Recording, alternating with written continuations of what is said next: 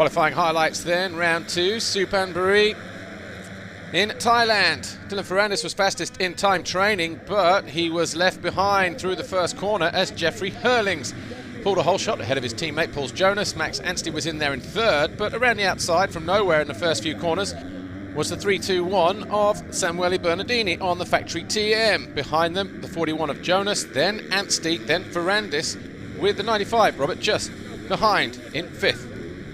Hurlings thought about escaping, but Bernardini, surprisingly, hung on to the Dutchman for a few laps in that second position.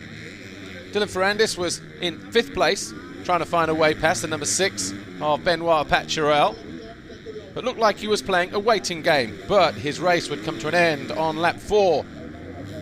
He fell through the wave section coming out of turn 2 and has a suspected dislocated shoulder. A little bit further down, Ben Watson, 919, was ahead of Covington and Petar Petrov, and they duked it out for 10th place in the early stages of the race. But Jeremy Seewer, who also fell early on in the race, had to put on a charge, came from outside the top 16 and joined that battle, and would eventually work his way up to 5th, which was a great ride for the 91 Suzuki rider.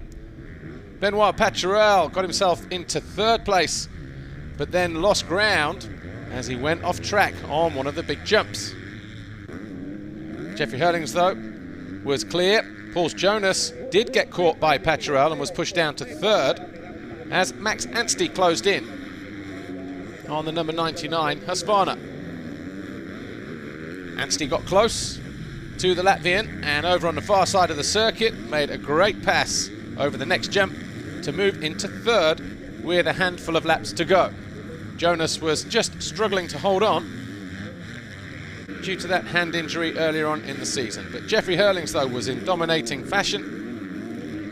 Crossed the line to win the second qualifying race of the year. Pacharel was second. Anstey, Tonkov, Seewer, your top 5.